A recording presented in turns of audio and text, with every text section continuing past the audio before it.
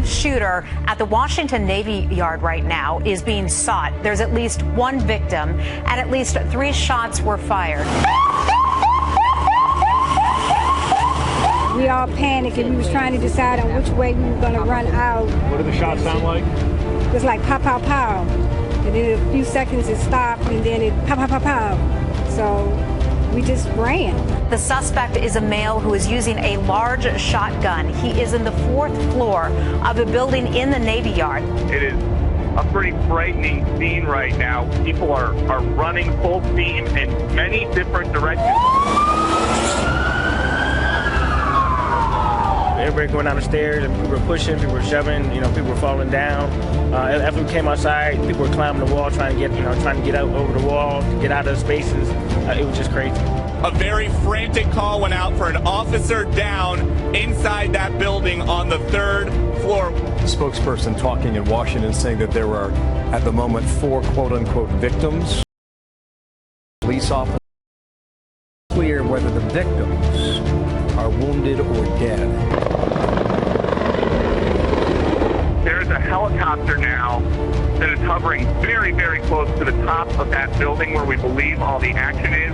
Whatever was dropped down, that helicopter was just pulled back up, and now the helicopter is flying. It looks like, okay, now from where I am, I can see what looks like a person on the side of it. It is not clear at this point in time whether this person, who's being described as a 6-foot male carrying this military-issued assault rifle, whether he is somebody who worked on the base, had access to the base. He was down the hall far enough that we couldn't see a face, but we saw him hold the rifle, then we saw him raise it and aim it in our direction. They're working under the assumption that there is one shooter at this point in time. The alleged shooter apparently barricaded himself into a building there. We're still trying to confirm the number of fatalities. We have one MPD officer who was shot in engagement with the shooter inside of the Navy Yard. We have one shooter that we believed involved in this that is deceased. We potentially have 2 other shooters that we have not located at this point. There's another gentleman that came out from the back of the boiler building, standing next to me, talking to me, heard 2 shots in the alleyway.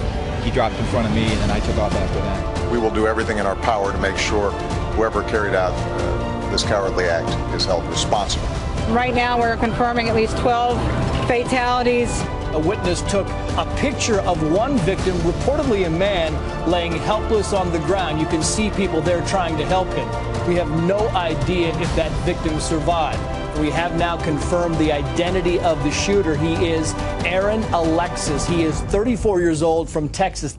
We talked about the possibility of there being 2 other suspects. One of those has been ruled out. That gentleman has been identified and is no longer a suspect. We don't know what the motive is at this stage. We now have a total of 13 fatalities, including the shooter. What we know about Aaron Alexis is he was a Navy reservist. He left the Navy in 2011. There were 2 other possible suspects. One has been cleared by authorities. The other, they say they're still looking for a black male in his 50s in an olive drab uniform, standing 5 foot 10 inches tall. He was armed and seen on surveillance video. U.S. Navy officials say that the suspect in this shooting never deployed, never served in combat, never deployed to a war zone.